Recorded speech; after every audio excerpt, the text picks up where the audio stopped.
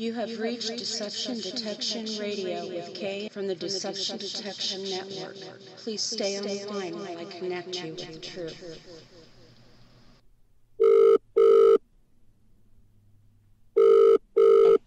Hi everyone, welcome to Deception Detection Radio. I pray you all had a very blessed week.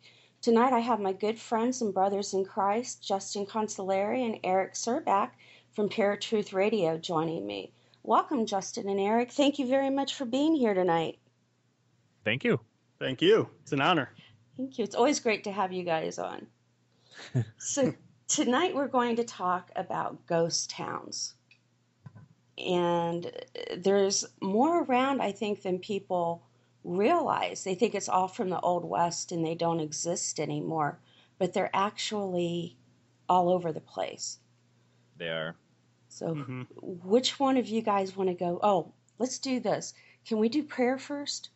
Yeah, absolutely. Okay. Would one of you like to lead it, or you want me to? Eric, why don't you go for it? All right. I knew you weren't going to. I'll do the closing. You weren't going to go for it. I'll do the closing one. All right. All right, here we go. Heavenly Father, I thank you for this day that you bring the three of us together again for another radio show, that we reach out into the paranormal community.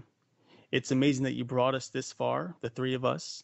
I know we've had many ups and downs in the past, both in our experiences with those in the paranormal community, but also just in our daily lives, whether it be family, friendships, just a number of different relationships. There's always ups and downs, and it's a real struggle, Lord. And even more so, it's a struggle to find friendships with people and to hold on to them. And I just thank you for the friendship that the three of us have now, and that we're here to just talk about you and to really just expose what these ghost towns are all about. Because a ghost town, Lord, there's so many falsities behind them. So many people just think that it's these dreaded, run-down places that no one should be going because they're haunted, supposedly. And what's sad is that so many people think they're haunted by human spirits. And Lord, I just pray that your grace is upon us as we expose the truth behind these ghost towns, and that we really just show the truth to everybody, to show the truth that there is only one spirit, Lord, that we should really focus on, and that spirit is you. And Lord, I just pray that you guide us and you guard us and you lead us today, and that you protect us and all of our listeners. And all these things I pray in your precious name. Amen. Jesus' name, amen. Thank you, Justin. You did Eric. fine. Oh, yes, I'm sorry. Eric. Okay, don't count that blooper. I do that too. I get stuttered. I call it a hiccup. Yeah, I do it a lot. Me too.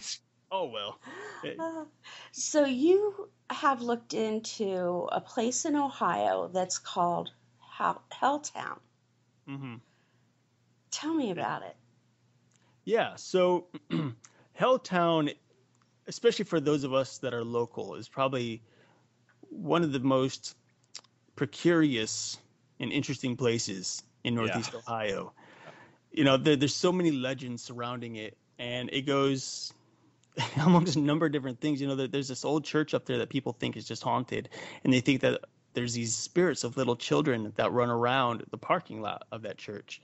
And there has been quote unquote evidence supporting this theory, in which my sister actually being one of these people who've witnessed it, where people will park their car in this parking lot, leave for, half hour or so, come back, and through the natural fog that would be on the windows, they see tiny handprints, like children's handprints, all over the windows. And it's very interesting. It's curious as to what these handprints really are. Is it truly these child spirits or children's spirits? Or is it maybe just fingerprints that happen to appear like children's handprints? I think a lot of people get confused when they see just smudges and whatnot. Even when we take pictures, we take a lot of pictures and we see, oh, here's a little orb. And actually, a friend of mine showed me a video the other day, and she was like, look at this orb. It's so crazy. And I'm like, no, that's just a lens flare from the sun. But, I think people get all kind of scared on the inside, and they're their imagination just jumps, and they're like, oh, this must be the spirit that I've heard so much about. But Helltown does have a sense of a creep factor. The legend behind it is that they were Satanists at one point and different cults that would practice there, and that there were homes with pentagrams in the basements that would have bloodstains on it from animal sacrifice. And some have even claimed there have been human sacrifices as well in some of these houses, especially some of the houses that are in the backwoods in Helltown, which it's actually Boston Township or Boston Mills. It's the actual name of the city, or the small, I would even call it a village at this point because it's so tiny nowadays.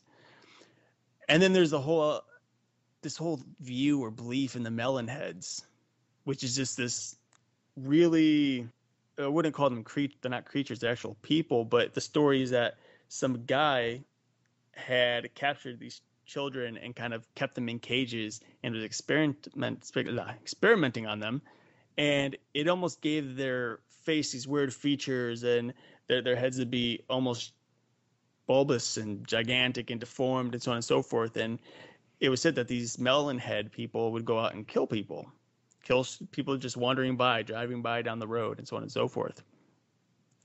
And yeah, and when you drive through here, there are people living there. There really are. But when you drive through at night, it's rare that you see anybody. It's rare that you see any lights on. It's rare that you see people out and about. And on occasion you do. I have seen parties there. But there's also times in which some of the families or the neighborhood kids that live in Boston Township or in Helltown actually chase cars out. And my other sister, being one of the victims, was driving through, and they stopped for a moment, and a group of kids in some front yard started yelling and chasing them, and they hopped in their truck and chased them out of the city. Wow. Yeah. And so, I started wondering, and Justin and I had been up there numerous times. We tried doing a couple of investigations up there, and we would just drive by just because it's a kind of a creepy place. Yeah. I did not want to get out of the car. So you stay in the safety of the car, and you windows rolled up? Yeah. So yeah, there's definitely this kind of creep factor, based on with all the legends and everything. You drive in there, especially at night, and your heart starts to thump a little bit because you're just unsure of what's really lurking out there or who's lurking out there. Well, one thing that's interesting that a lot of people don't know is that there is a towpath, and this towpath has hundreds of people riding their bikes, running, walking up and down this towpath all day, every day, 7 days a week. And there's actually a small little convenience store, I think is what it kind of is, right at the corner of where the Boston Mills begins. You drive over this little bridge, over some railroad tracks, and there's this little tiny building. And if you go past the building, it seems like everything is just silent. But this building is actually very active throughout the day, and people ride their bikes through Helltown all the time during the day. You would never know that this place had such a mysterious history, if you would, or legends behind it. So I started doing some research because, living only 10 to 15 minutes away from it, I needed to know more about it. And I didn't really do that much research until you brought it up, Kay, and you said, Helltown is one of these I find very interesting in Ohio. And I was like, this is a good time for me to check it out. I really learned. So some very interesting things that I learned that were just blew my mind that I never knew. I've lived here in Broadview Heights now for, oh goodness, I think 11 years. It's only been 11 years. It's not that long, actually. It feels longer. But it's about time to figure it out. And some of the things that I learned was that Boston Mills was settled in about 1806, and it's one of the oldest villages in Summit County, Ohio. The Helltown itself, the full city was actually fully built around the early 1820s. And several years later, the construction of the Ohio and Erie Canal ended up bringing more people to the Boston area of Ohio. And of course, Ohio and Erie Canal are probably one of the most popular canals throughout the country. Cleveland has been one of the biggest industrial places, of its time. And of course, places like Detroit and New York have definitely outweigh us now. But Cleveland, when we first started in the early 1800s, was the biggest city in regards to the industrial movement. Mm-hmm. And it's still huge. It is. It really is. We still do a lot here. But as time went on and you move into the 1860s, especially the late 1860s, there was a nationwide movement which expressed concern over the destruction of the forests in America. And in response, President Ford actually signed a legislation in 1974 that enabled the National Park Services to purchase land and use it to create national parks, which we still have right here. In fact, Boston Mills sits in a national park. And then on December 27th of 1974, hundreds of acres of land, including some within the township of Boston, were officially designated as the National Recreation Area. So many people didn't realize that this legislation gave the federal government the power to use the right of eminent domain to acquire the land from private owners in order to clear a way for the national park. But almost as immediately as the bill was passed, the government began purchasing houses left and right throughout the entire Boston Township area. And basically, once the government decided they wanted your property, there was no negotiation back then. Right. It was, you leave. You either leave or you'll be forced to leave. And so that's what happened. A bunch of residents began leaving, and they left in droves. And the entire township was swallowed up by this Cuyahoga Valley National Park all of a sudden. Believe it or not, like this event was actually so tragic, it appeared on a 1983 documentary on PBS, which is called For the Good of All, which I never actually knew there was a documentary on Boston Township or the Boston area of Ohio. No, me either. But, yeah, that's the first I've heard it too. Mm-hmm. And so basically, this is why the area is so quiet now, because all these people, it was a busy hopping place, back in the 1800s, but it just, unfortunately, it just drove everyone out in the 1900s, and no one's been back since, because it is a national park. And of course, prices are much different. If you wanted to live in the national park, you got to go through a whole bunch of doors basically to even get there. That's really sad. Yeah. So some of these legends, they seem scary. You thought, like I just talked about, the melon heads and the cults and this and that. And of course, the big question is, where do these legends come from? Because every legend has an origin. They all begin somewhere with some kind of truth. Mm-hmm. It's true. And so these legends began back in the 1970s when everything was being taken up, or late 1800s and into the late 1970s, where governments the government who bought the houses, they would end up boarding up and covering the homes with a no trespassing sign that was issued by the U.S. And then the house would sit vacant until the government could arrange for it to be demolished. Now, some of the houses were burned as training exercises for some of the local fire departments. And with hundreds of homes being purchased in such a short period of time, the government quickly fell behind schedule in tearing them down. And back then it wasn't uncommon, and even today it's not uncommon, to drive down the street and still see some of these homes that are boarded up or burned out even, from these fire department sing. And that's pretty much how it's been ever since. They've just been left clear, and the government just kind of let it go, and that was that. So they took a piece of property that they wanted to turn into a beautiful park and burned houses down and boarded them up. Mm-hmm. Right. There's no beauty in that. Well, here's the thing. See, the idea was, when you're building this national park, and obviously if it's reserved or owned by the government, it's meant to be a recreational area for the entire public. And so the reason they would burn down these homes is so that they can have nice flat ground in which trees and other plant life can start growing again. One thing that's I actually think it's cool. A lot of people think fire brings destruction, which it does, but it also brings life. And actually, out west in California, they do some controlled burns of different areas of their forest because it actually helps the plant life to repopulate and become stronger and better for both animal life and people. So yeah, they still to this day do controlled burns out in California to both protect the land from wildfires, but also it helps repopulate trees and bushels and whatnot that feed the animals out there. Mm-hmm. I And so saw that after the big volcano out there, how it did all that destruction and from the fires and everything, and there's just brand new life all over the place from it. Mm-hmm. So I know my pastor says it a lot, where God will sometimes refine us in the fire. It makes us stronger and better and more beautiful in the end. And it's a literal thing. Amen.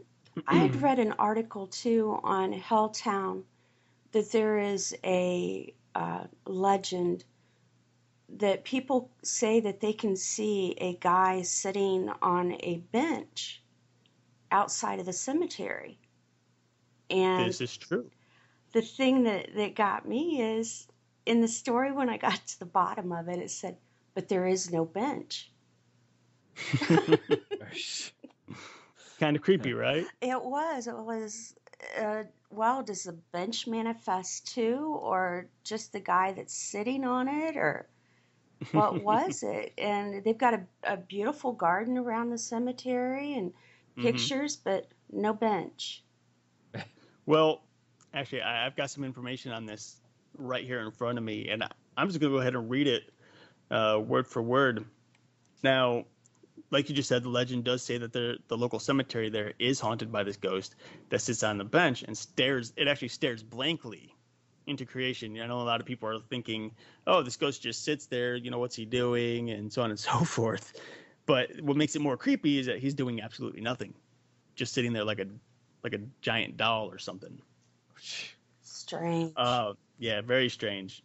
But what's interesting is that it's always almost described in a very precise way with absolutely no further details offered, which is even more interesting because you would think if it was just a basic legend, it'd be a lot like telephone and things would start changing here and there as a legend, reached down to different generations. Mm-hmm. Yeah.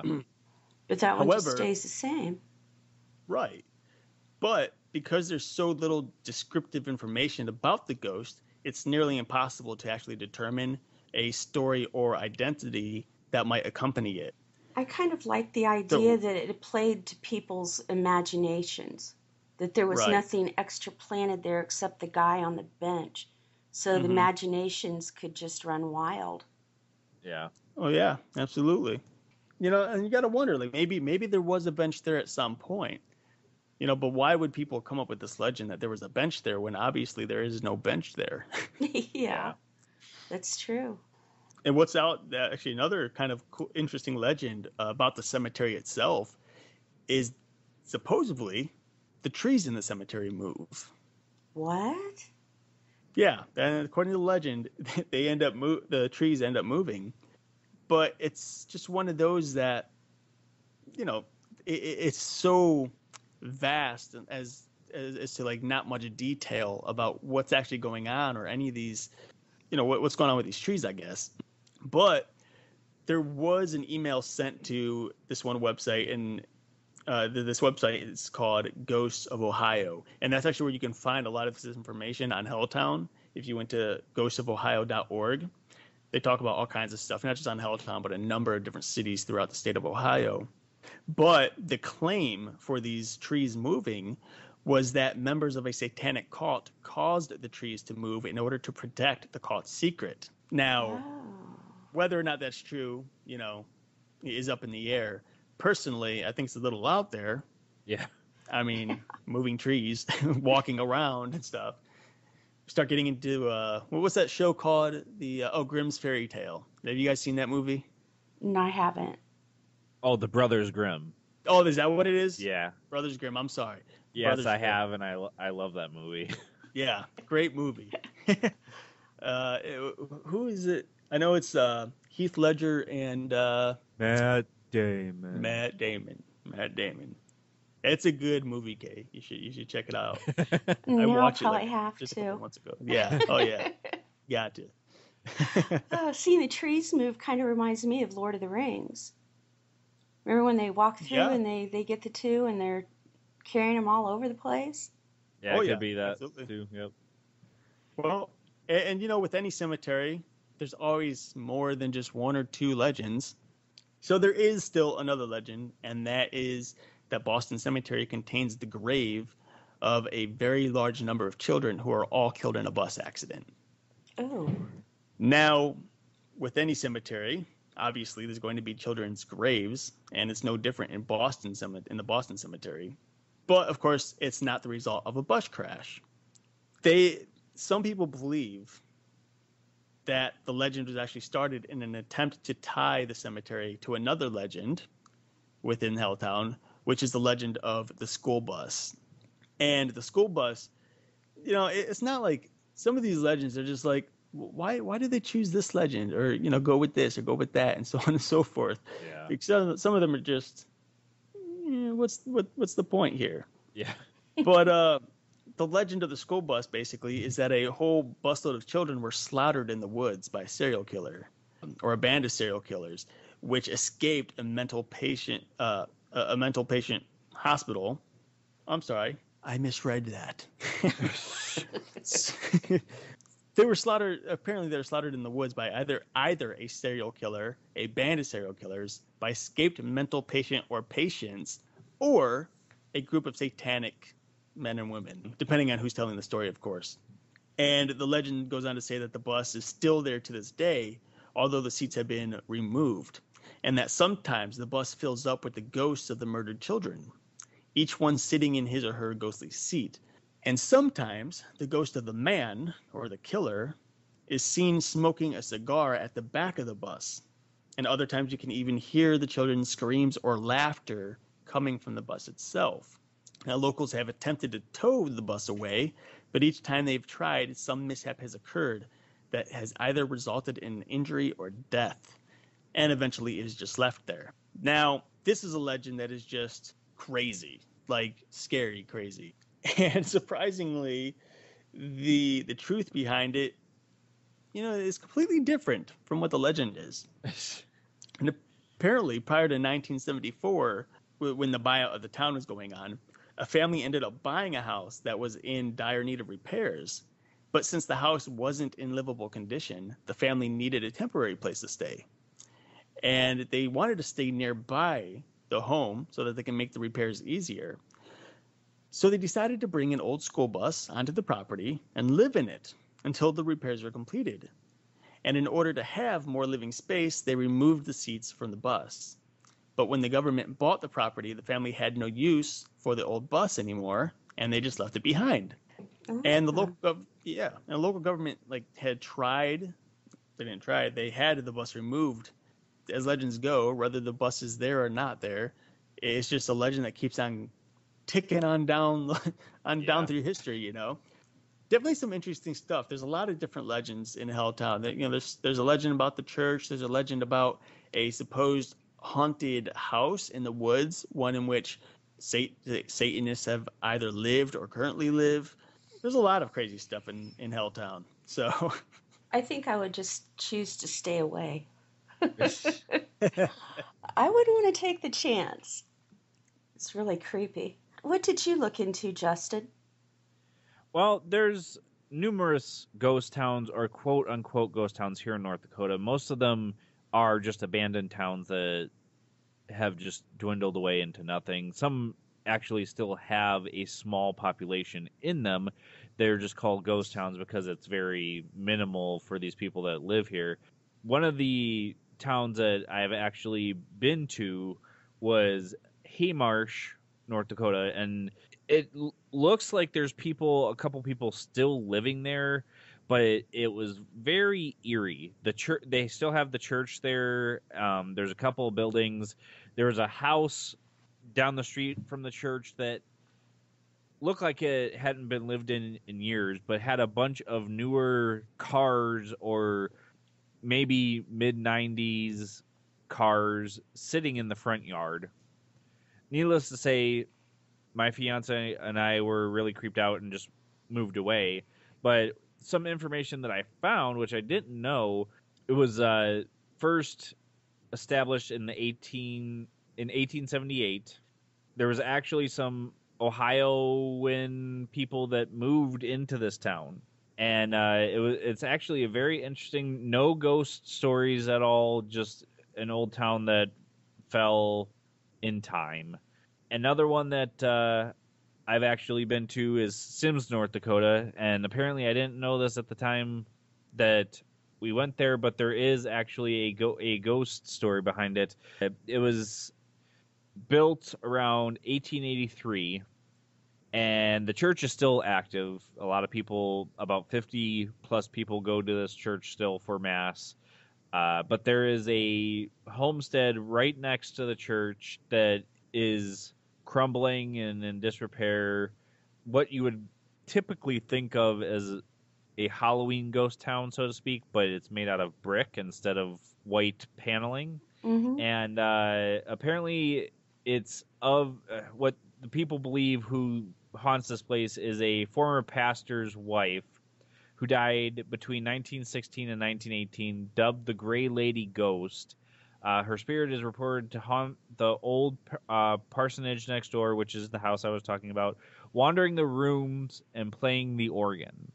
Oh, creepy. Yeah, and the one other one that I had looked up is from a website that dubbed the strangest and most terrifying ghost towns, and it's got a bunch from all over: Angola, France, Namibia, Italy, and the one that caught my eye was one in France.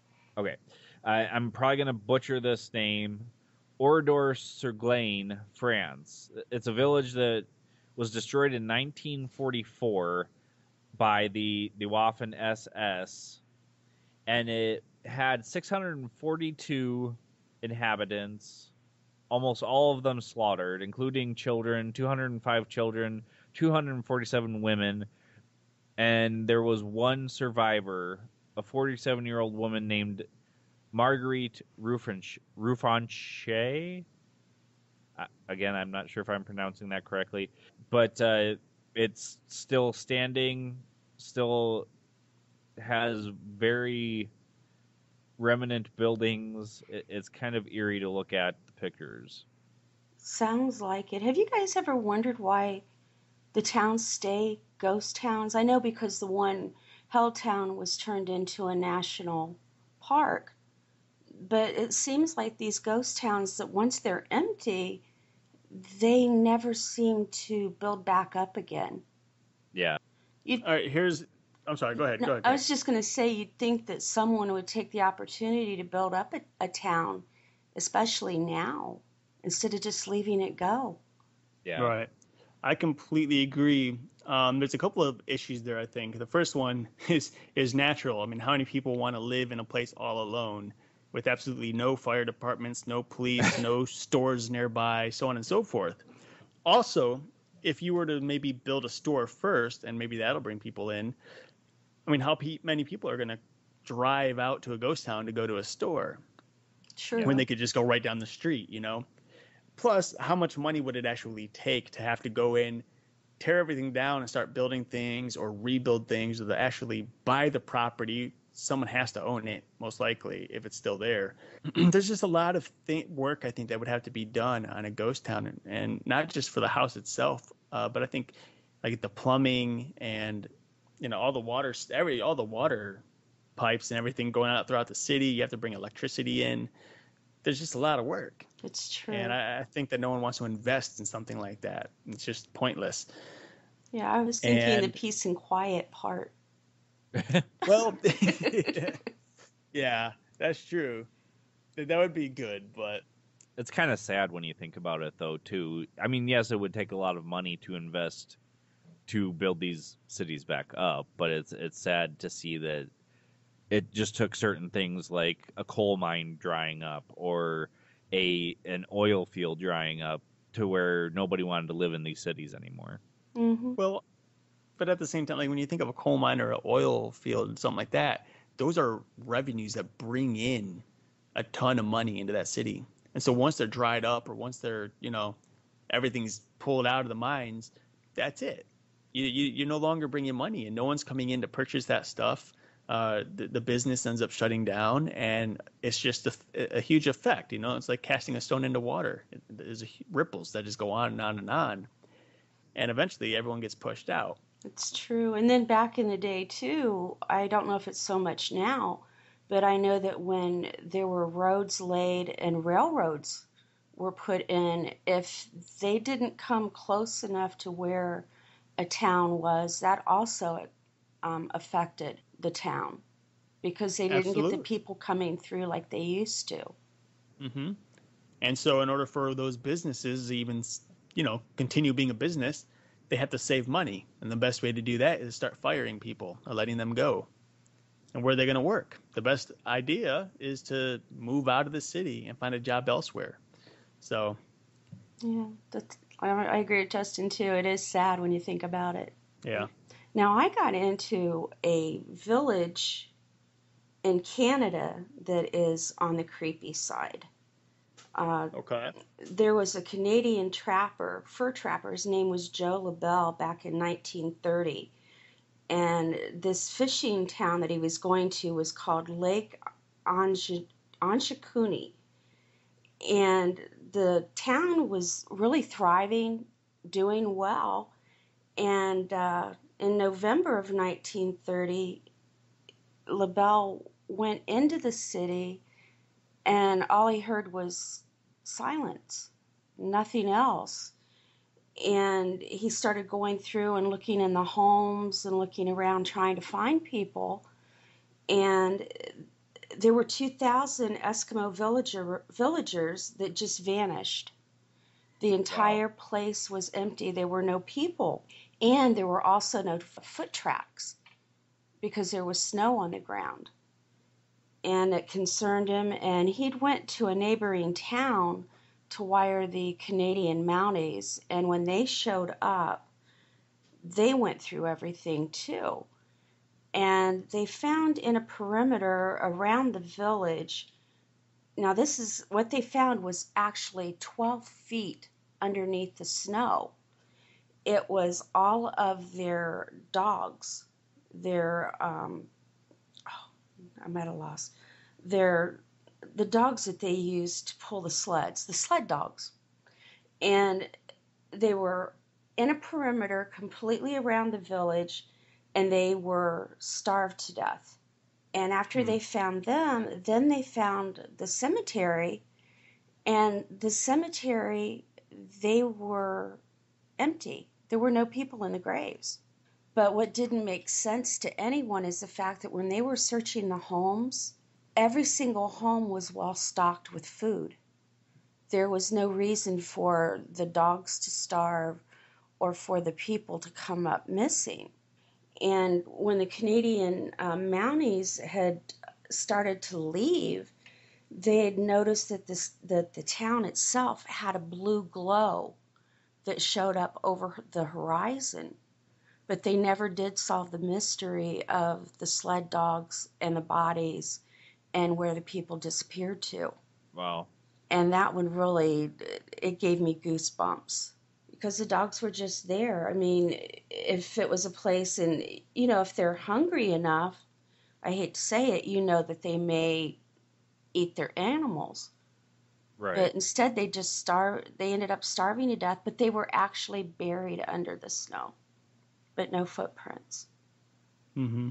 And that one has never been, they call it the Village of the Dead, which I don't know if you guys discovered it or not, but there's a lot of ghost towns that are called Village of the Dead or Village of the Damned. Huh. No, I didn't come across. Yeah, no. I thought that one was really weird. And then the other ghost town is Pripyat in the Ukraine, which is where Chernobyl is or was. And there were 50,000 people that lived in this town, and that was made up of the people who worked at Chernobyl and their families. And Chernobyl was the nuclear power plant. And on April 26, 1986, there was an explosion at the plant, and it took place in the middle of the night. It was a radiation leak, and it was from a nuclear reactor. And in order to put that out, it took over 500,000 people to battle it and try to contain the radiation. And it took so much money that it crippled the Soviet Union's economy. And 31 of the reactor staff and emergency workers, they were killed in the disaster. And in a report from 2006, they estimated the spread of radiation would eventually lead to between 30,000 and 60,000 cancer deaths. And I have seen a documentary where this guy took a film crew in, and they just went through Chernobyl. There was one guy that he wore the hazardous uniform, but the other ones didn't wear anything like that. And they went into the hospitals. There was still medicine there. Into the homes. There were still things that were set there. They have a problem now and then, and they don't know how these people are doing it. Usually it's kids that they will get into the town, but the radiation level still is at a point that it makes it extremely dangerous to be there for very long. I have heard that. Mm-hmm. So it was, I hate to admit it, but I remember when that happened, and it pretty much rivals Fukushima, but Fukushima is in a location that there's absolutely no way that they can get that under control or contained. Right. But Chernobyl is definitely a ghost town. The buildings are standing there. Of course, the wallpaper is peeled, but they even had notices up for people that were looking for other people, just put on walls inside the homes. And I thought that was a pretty tragic form of a ghost town. Yeah. And it'll never be inhabitable again, at least not in our lifetimes. But that was, to me, pretty weird. Yeah, Chernobyl is an interesting thing to investigate as far as research, because there have been numerous people that have tried to do investigations or just do documentaries, and some people claim that there are things there that are still living there, but they're basically radioactive or radio mutated people. Mm-hmm. It's just an eerie legend for Chernobyl. Mm-hmm. Yeah, it reminds me a lot of what I've read about the first atomic bomb being set off out west. Uh-huh. And that there are houses that still have the tables are set and the towns are empty, and that area should not be inhabitable either. But I've read where that some of it that the government is deemed all right for them to be at. Huh. But I've heard about the mutations. You hear that all the time. Right. And I'd also found in a town that it was interesting because they think that Centralia, Pennsylvania, there was a mine fire there, and it was a growing town until the mine fire started, and then people started to leave. And it's believed that the town and all the events that took place, that they were actually the inspiration for the game series called Silent Hill. Mm-hmm. I have heard that. That would be something I wouldn't want to be caught up in. That movie creeps me out. The first, and I don't get scared in movies, but that one had me jumping. That's the movie. You should play the video game. Yeah. Yes, I've got a son I can't that play played horror that. I can't play horror video games anymore because they've scared me so many times. I'm like, I am not doing this again. I'm not playing these games and getting scared. I say the same thing, and then 3 days later, there I am playing the game. Oh, turn the lights off. But, I don't play those. I play the role-playing games. I like Final Fantasy and those types, and puzzles. I don't like the other type of games. My kids do, which I shouldn't call them kids. They're grown, but, they like the things like that. I noticed recently on Facebook, actually, I saw it, that particular destination, some kids made a amateur documentary. And I say amateur because it wasn't very documentative. There wasn't much information. It was just kind of like walking around. They said a little bit about what it is. Like, oh, this is where such and such a fire happened, and it's been burning ever since underground. And it's actually pretty cool because there's this one part of this short documentary. I think it's maybe 8 minutes long. I can only imagine how hot the ground is because you can see where it's all buckling and cracked from the fire that's still burning. And there's a bunch of steam coming out and smoke coming out from everywhere. And he goes up to some slate and he's standing on it. And I'm surprised his shoes didn't melt. But he had a match and he put it down and he touched the ground with the match and the match lit on fire. Ooh. That's how hot it is. And I'm actually, a buddy of mine had actually gone there, a buddy in school. And when I had posted it on Facebook, he had said, right away, he said, oh, dude, I was there. The place is so interesting. And I'm really curious myself. I'd love to go there and check it out. But you need to take your filming equipment. Yeah. Just don't set it on the ground. It'll cost me a lot of money. Yeah. I wonder why his shoes, the soles didn't melt. I mean, when you think if you're out playing tennis, how hot your soles of your shoes get that they can almost burn your feet. Yeah. Oh yeah, I mean I've had my hanging out at a bonfire and I had my feet up by the fire and my shoes started smoking. Oh. So I can only imagine. So I don't know. Wow. Yeah, and it's kind of weird how long these coal fires burn because there's one that's near Medora, North Dakota. They have a kind of like a reserve out there, and we just went there not too long ago.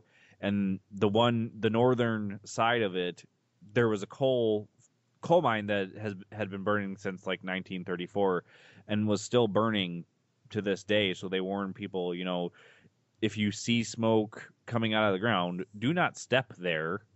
Right.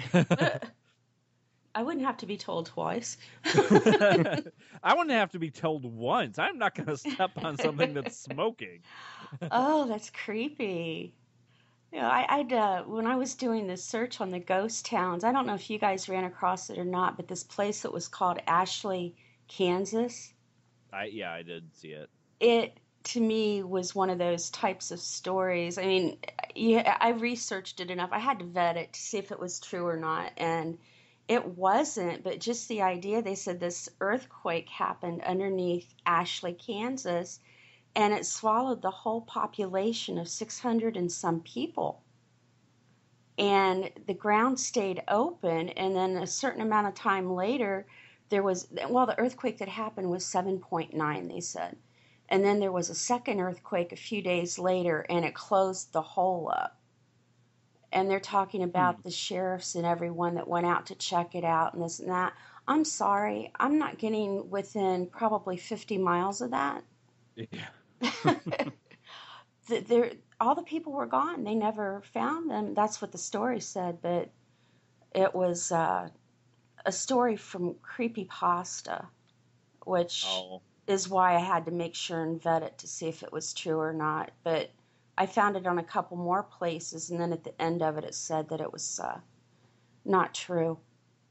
Yeah, there's just so many things out there that they're so interesting. You want them to be true. It's like, oh, this is so weird and creepy, and just interesting. It's like you almost think like maybe this was real. How crazy would that be? And of course, obviously, it'd be a terrible thing, right? But at the same time, it's just like so many people are gullible though, and they're like, oh, this is so real, and they start passing out the news, only to find out later on that the whole thing is a lie. And I think there's a lot of those out there, especially when it comes to the ghost town thing. And we see a lot of that happen on Facebook too. Oh People yeah. don't vet their information or anything. And whoever it was that wrote this story on Ashley, Kansas, I'm glad that it wasn't real, but whoever wrote it is extremely talented because their story was that good. And like someone had said on a comment, they thought they were reading a Stephen King novel. Well, and I wish people would look up information before they're doing stuff like you and I had talked about a little while back, Kay, with the fallen angel that supposedly was found in London when really it was a sculpture done by some artists in China. And That's right. everybody's like, "Oh my god, they've caught a fallen angel." Well, first off, I don't think a fallen angel would look like this sculpture did. No. And secondly, I don't think they would be laying there for that long for everybody to sit there and gawk at it. So Yeah, because they're already dead. You can't kill them again. yeah. You know, I was getting it in my mailbox though. People were sending me the stories and the pictures. What do you think of this? And my first thought was, that's fake. Right. It had to be. But you can't go on your own to say that. You have to check it too. Well, yeah. Because I That's could what have I been mean. wrong. I mean, It could have been yeah. real and I didn't know it, but People just need to look up the information and dig deep enough to find out the truth. If you dig so deep that everything you find is saying the exact same thing, then it's probably true. But if you dig deep enough and you come across 5 different stories, more than likely they're not all going to be the truth. no. Mm-hmm. No, and you see that every single day, and that is part of to me, it's the deception. There are so many lies that are being put out with just enough truth to make it seem believable. And that makes everyone seem a little bit more gullible to fall for whatever they see. I'm glad a lot of these things aren't true. And Oh, I am too. I don't know if I ever want to go through a ghost town or not, but we have a ton of them here in Indiana, which shocked me. Yeah, it was kind of interesting to see how many we have here in North Dakota too. Yeah, I've never been to North Dakota. You have a lot of flatlands up there, right? It's part of the Great Valley. Wow. I bet it's pretty. It is gorgeous here, and for a long time, I kind of wondered, should I move back to Cleveland, but it's almost so beautiful, but the winters are so harsh. Everybody is like, oh, we should move. I'm like, well, then why did you move here in the first place if you can't handle the winters? Oh, But that's yeah, true. it's gorgeous here, and even with the ghost towns, I mean, they are creepy, but it's still beautiful where they are. It's not like it's decrepit. There's burnt wasteland everywhere. It's not. It's all valley. You see it as history. Yeah. Yeah. I grew up in Ohio, and the town that I come from, we had a lot of strange stories and tales, and we had different things there that were unexplainable that you could just stand there and watch, and there was no, like there was in the cemetery there was this huge marble ball, and I forget how much it weighed, but it sat on the pedestal, and like I said, this was in a cemetery, and the ball rotated. You could see where it originally started because it had a ring on the bottom, Oh, jeez. and it continually rotated. You couldn't see the rotation, but you could see where the mark if you watched it long enough or had a time lapse camera, that would go completely around. Huh.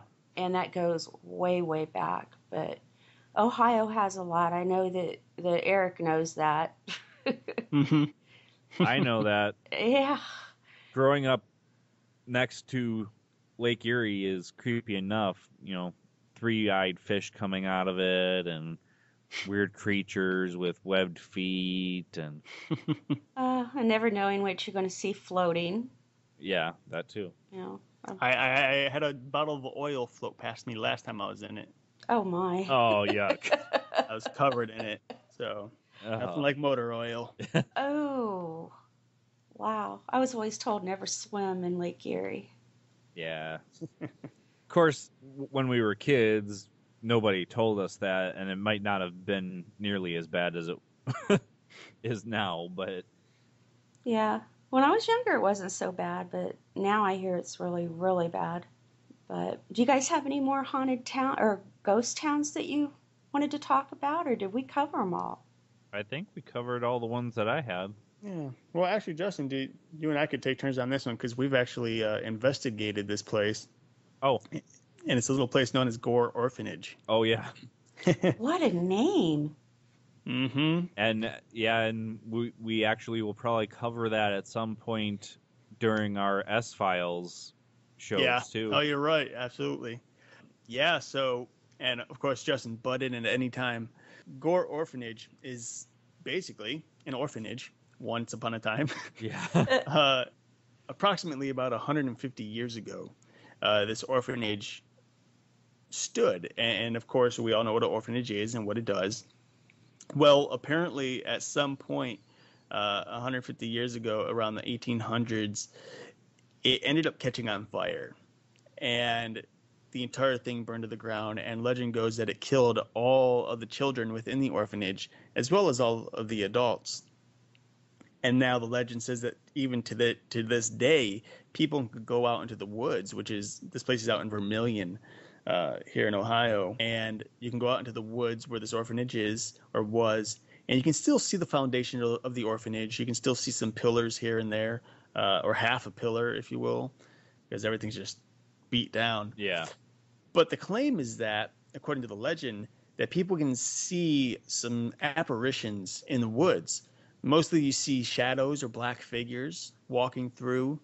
Others claim to see lights of some sort. I was going to say floating lights. Yeah, floating lights or swirling lights, as some say, swirling, which is an interesting I guess an interesting term to use, because a swirling light is much different than what you would consider an orb. Right. Right. Yes. So that's just it's very straightforward and simple. There's not too much going on, and there's not too much behind the legend of what people see nowadays, but some interesting things. And Justin and I actually went out there, what was it, like probably 2008, maybe? It was when we had Night Stalkers Radio. Yeah. 2008, 2009 area. Yeah. And I think it was the spring of 2009, because it was still a little chilly, but everything had melted. So I'm pretty sure it was spring of 2009. Okay. So we went out there to do an investigation back then, and we were doing the EVP thing and just trying to ask questions and stuff like that, as we used to do. And of course, we didn't come across anything whatsoever. Some pretty cool, pictures that we took. So nothing in regards to this spiritual aspect, but just the history behind it, seeing these destroyed pillars in the ground where this huge orphanage once stood. But what's interesting about the story is how exactly this orphanage burned down. And that's where the legend really starts to get sporadic and just goes all over the place, because there's a number of different beliefs behind what had happened. One belief is that someone known as Old Man Gore had ended up burning it down himself. And the legend goes that the owner of the orphanage, who was either attempting to collect some sort of insurance money or just simply hated children, decided one night to just light a fire and burn the entire thing down. Another legend, and there's 4 legends altogether as to, what the possible reason for this fire had started. But another one was a disgruntled male employee.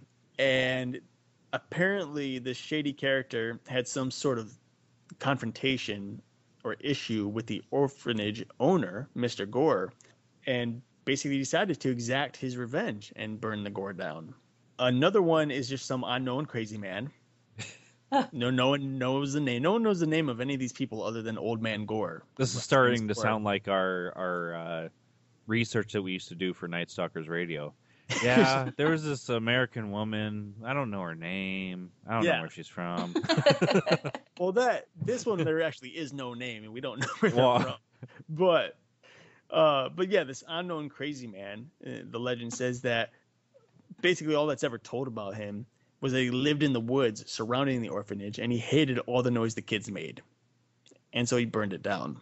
The final one, which is actually the most common story, is that there was an accident, and that it was either one of the orphans had accidentally knocking down a lantern or knocking it over, or another version in which the lantern was kicked over in a nearby barn, which started a blaze and quickly spread over to the main building of the orphanage. But in the end, the story always ends the same. Everybody died. And so it's definitely one of the creepier places probably that I've ever been. Really cool. It's kind of, there's this really little tiny bridge. It's a one-way road. Well, not one way, a one-lane road, I should say. Yeah. Which makes it that much scarier because you're going over this bridge and another car is coming in the opposite direction. You're like, what do I do now? But it's this one-lane road. There's this bridge that goes over a tiny river or creek, and you go past a couple of houses and you turn this bend. You can't see the other side, but you go around this bend of this huge hill or cliff, I can't remember, and you end up in this wooded area, and it's a dead end. You can't go any further. And you get out, and it just looks like a normal, it looks like woods. But as you step in, you literally start to stumble over the foundation of the building that once stood there.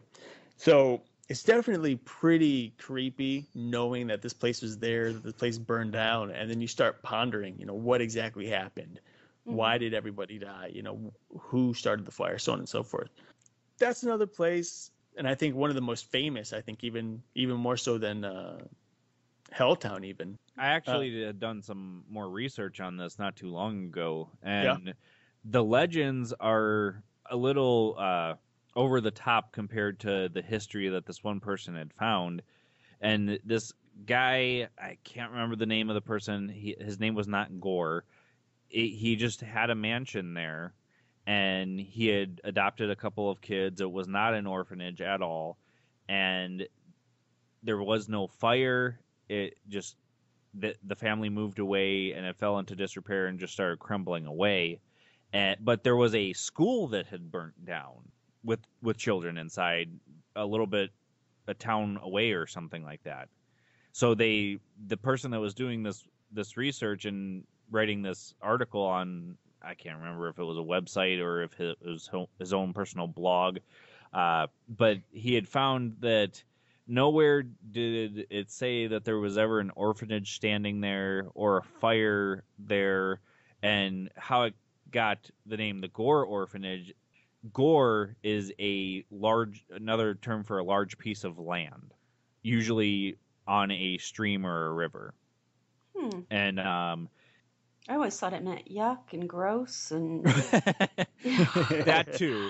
But and it could be that this person's information wasn't right either. But since there's so many legends for Gore Orphanage, it could be that the history of it is way less interesting than the legends behind it, just as so many other things are. Yeah, that legend is really sad. It seems like if you'd walk in the area that happened, if it happened that way, you could actually feel oppression going through there and the heartbreak. We did have some weird feelings there, didn't we? Yeah, we did. We just never got any what you would call evidence of a paranormal investigation. There was no EVP, there was no EMF spikes, no pictures of any kind that we were aware of. But you almost felt bogged down, somewhat depressed, I guess you could say, and it just an overall just real eerie feeling. I don't know if that's because the place is truly haunted or if it's just you just get a creepy feeling because you know something used to be there and it fell away to nothing, whether it was burnt down or somebody just left it. It's a very sad feeling there. Yeah. Yeah, I And can of believe course, that. we weren't the only ones there either. We had Justin's girlfriend at the time and also his sister with us. Yeah. Which kind of helped credit the things we were feeling because they were also feeling similar things as well. And there were times where they would get our attention, like I feel something right over here, and it's kind of weird, or they look up in the trees and feel disoriented. So definitely the one interesting thing stuff. that I remember most about that investigation was there was this pillar that was like right smack dab in the center of where the foundation would have been, and people had painted pentagrams on it or just different graffiti, and it was just a really, really weird and odd thing just to be in the center of where this foundation was. Mm-hmm. Did it look like it was disturbed recently? Like maybe someone had went in there to have a sacrifice or a ritual? I don't think we saw any evidence of that. Like there was no sign of fire or anything, or no blood trail, anything like that. It was just a pillar that had been marked with spray paint. It could have been part of a ritual, I don't know, but it was definitely marked recently. There was no paint that had been fading or chipped away or anything like that. Mm-hmm. I think sometimes too people will put things like that up just to try to scare people away, like a scarecrow's supposed to do in a field. Absolutely, yeah. They don't want anyone on there, and the best on the way, property. yeah. I wouldn't have to see that twice. Well, needless to say, I don't think we ever went back, did we? No. We never went back to there. We were never ones to go back to a location after doing the research and the investigation. We really wanted to just branch out and hit as many places as possible. And I think a lot of our stuff, luckily, Ohio is probably one of the most notorious places for hauntings. Yeah. Surprisingly, and especially right around the Canal area of Ohio. Well, we actually had a guy on our show who wrote a book, Cleveland Ghosts. Mm-hmm. Oh, yeah. And, if you go right along the Erie Canal, there's so many legends about ghosts and hauntings up and down that stretch of road. It's ridiculous. And even the road itself being haunted by some ghostly headlights. Right. And then there's like a building that some old family lived in that's haunted, and even a graveyard or cemetery up on top of a hill that Justin and I went to once, which is just completely out of place in a large circle. And actually, I never made it up there because we went in the dead of winter. Right. It was That's you and Kyle. That's right. There. I forgot. You didn't go. It was me, Kyle, Libby, and then Kyle's girlfriend. And let me tell you, like going up there was interesting. Not only were there pentagrams sprayed all over these headstones, but the feeling that you got when you walked into the cemetery, the thickness in the atmosphere was just unbearable. It was absolutely ridiculous. But yeah, a lot of hauntings in Northeast Ohio for sure. What is the strangest place that you two have ever been in that just really gave you the creepy feeling, whether it was a ghost town or an empty home or cemetery, whatever? Does she really want to ask us this question? Well, of course, you know how I am.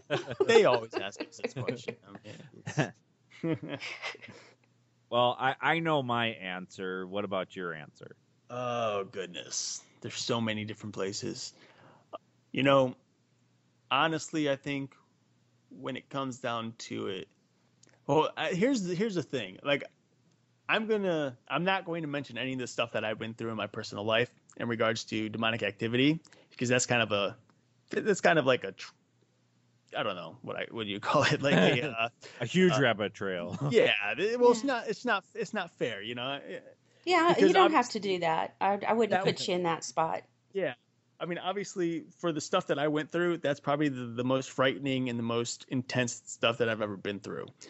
But in regards to places that Justin and I have actually gone out to investigate and just had this weird feeling and reactions to the place, I think him and I are probably on the same page here. And I'm going to say Jeffrey Dahmer's house in Bath, Ohio. Yeah. Yeah. Yeah. So I remember that on our first interview. That would definitely have to be up there in the top 5.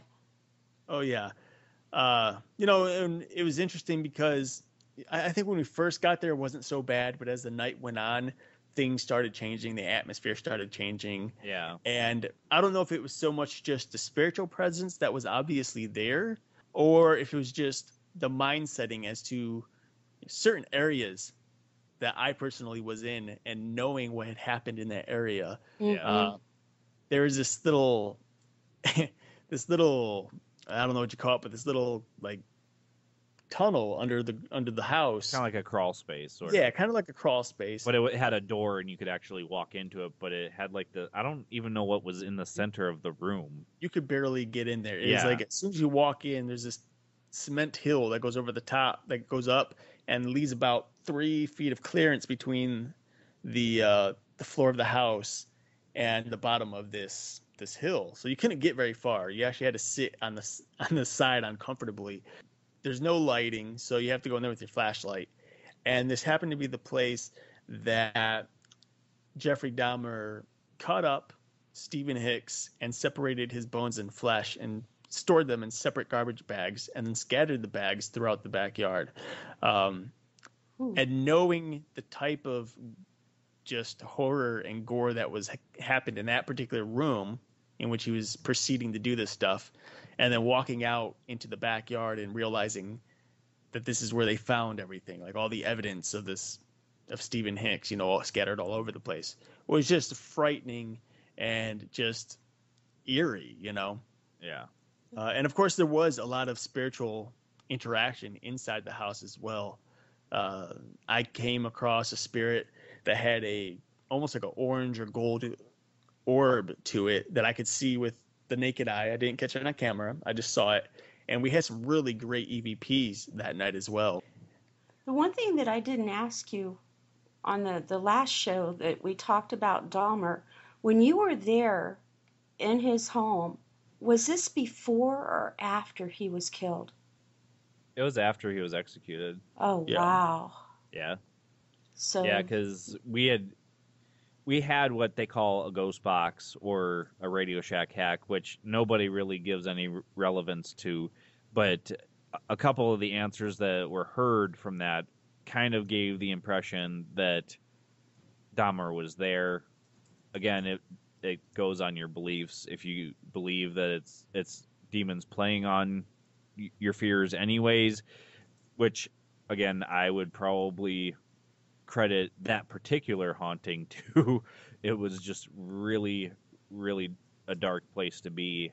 And they had actually turned the garage where Stephen Hicks was killed into the living room area of the house, because they had been completely renovated. The owner had rented it out to this guy. We were, I don't know if privileged is the right word to describe it, but we were one of 2 groups that were allowed to actually do the first ever paranormal investigation of Jeffrey Dahmer's family home. Oh, that's wild. I think that would have to be in the top ones for me if I were you guys, for the creepiest places to be. I think it's number 1 on my list. Yeah, I agree. I used to this job that I worked at. There was a lady that she's just sweet as could be. Her mom worked at the same candy factory that Dahmer used to work at, and she worked there with him. Oh, jeez. And every once in a while, well, yeah, it was her mom.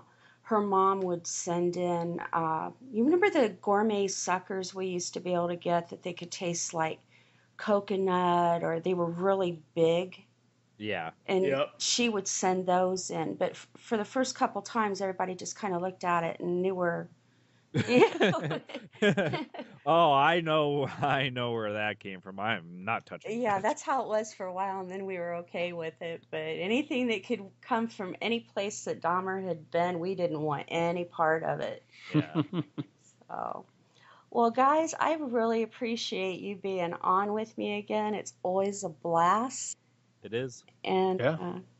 I just it really is a lot of fun for me. Well, thank you for having us on. Yeah. Thank you. And would you please tell everyone where they can find you and listen also to ParaTruth Radio? It's so good, and they've even got a chat room. So while you're listening to their program, you can even go in and chat. Yeah, we love interacting with our listeners, so it's definitely a place to be on show night for ParaTruth Radio. You can find us at paratruthradio.com, of course, and click on any tabs you like. If you click on the Listen Live tab, you will get to the chat room that Kay was talking about, as well as the player for our show. And you can click on the Creative Works tab and see the synopsis for Eric's up-and-coming movie. And you can also click on the contact page and get a hold of us that way. Or you can email us at paratruthradio@gmail.com, Facebook, Twitter, and we broadcast on several venues now: Spreaker, iTunes, Stitcher, several others. So you can catch ParaTruth Radio pretty much any place that you listen to podcasts. Mm-hmm. And not to mention our newest show, a sister show that we just pretty much a spin-off called ParaTruth. Spin-off. It's kind of scary that we already have a spin-off. ParaTruth, the S-Files, which I think we pretty much premiere a new episode once a month, and I think that'll probably end up changing in the near future. But because we have so many files to go through, as we said on our first episode. But yeah, so plenty to listen to for those of you who don't know us and haven't listened yet. I think you'll enjoy it. I know they will. I really do, because it's good. You guys you present the truth, but you also break it up a little so it's not such a somber experience. You can learn, you can listen, but you can still get a grin. Mm-hmm. Well, and as that's we said important. on our bloopers track. You would bring that up. Not just because you were in it, but as we said, there's so many serious shows out there, and there's nothing wrong with being serious. But at the end of the day, if you're nothing but serious, then you're not having joy in life. Right. You're not trying to, and we're not trying to make fun of anything that we talk about. We're just trying to bring light to it. And you guys do that very well. I would like to lead us in the closing prayer. Is there anything else that you two would like to say, or is it okay if I go ahead with the closing prayer? I don't want to cut you off. Yeah, I've got nothing else. Okay. Dear Heavenly Father, I want to thank you for bringing us all together today and for blessing this broadcast. Please keep your eyes and your hands and your grace on Justin and Eric as they go through their daily walks. Please do that also for all of our listeners. Put a hedge of protection around each and every one, Lord, so that no evil may come close or interfere with anyone's life. You are amazing, Lord, and we thank you so much for your blessings. And thank you for bringing these two wonderful friends, Justin and Eric, into my life to brighten it and to have fellowship with.